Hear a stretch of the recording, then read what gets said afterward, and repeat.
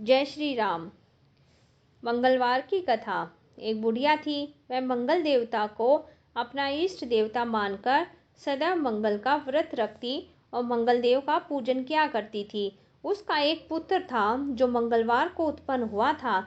इसी कारण वह उसको मंगलिया के नाम से पुकारा करती थी। मंगलवार के दिन ना तो घर को लीपती ना ही पृथ्वी खोदा करती थी।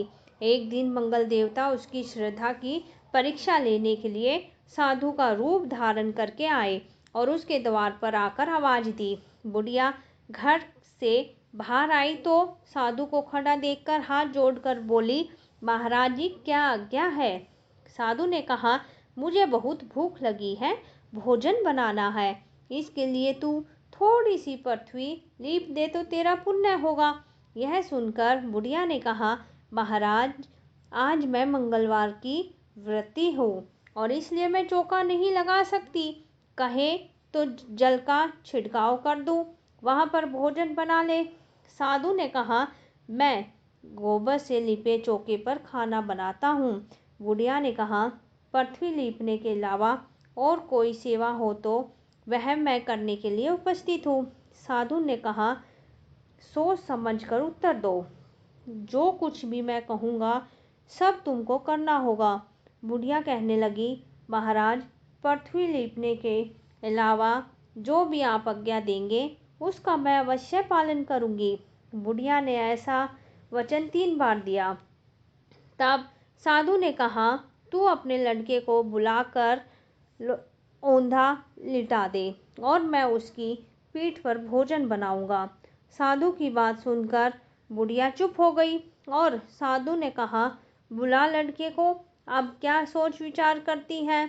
बुढ़िया मंगलिया मंगलिया कहकर अपने पुत्र को बुलाने लगी। थोड़ी देर के बाद उसका लड़का आ गया। बुढ़िया ने कहा, जा बेटे, तुझको बाबा जी बुलाते हैं। लड़के ने बाबा जी से जाकर कहा, क्या आज्ञा है महाराज। बाबा जी ने कहा, जाओ अपनी माता को बुला कर लाओ। जब माता आ गई तो साधु ने कहा, तू ही इसको लिटा दे। बुढ़िया ने मंगल देवता का स्मरण करते हुए लड़के को औंधा लिटा दिया और उसकी पीठ पर अंगीठी रख दी।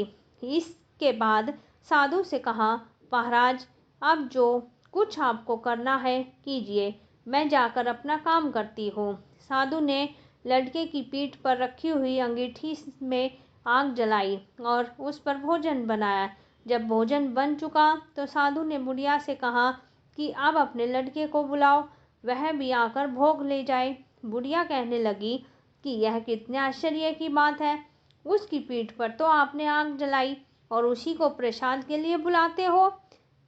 क्या यह संभव है कि अब भी आप उसको जीवित समझते हैं। आप कृपया करके उसका स्मरण भी मुझको ना कराइए और भोग लगाकर जहाँ जाना हो जाइए।